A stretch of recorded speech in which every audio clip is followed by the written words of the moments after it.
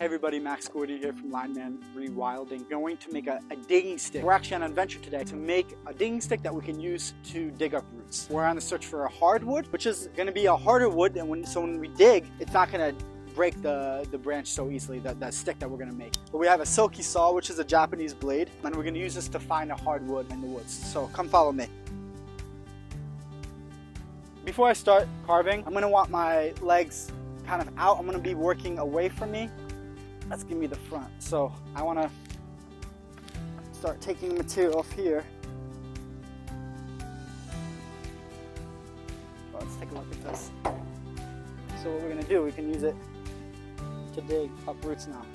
And you're also getting leverage because, you know, people make, I made them smaller, like probably up to here. But I'm going to experiment now with making it, take a little bit off there, a little bit more at the back. But you could experiment a little bit with the angle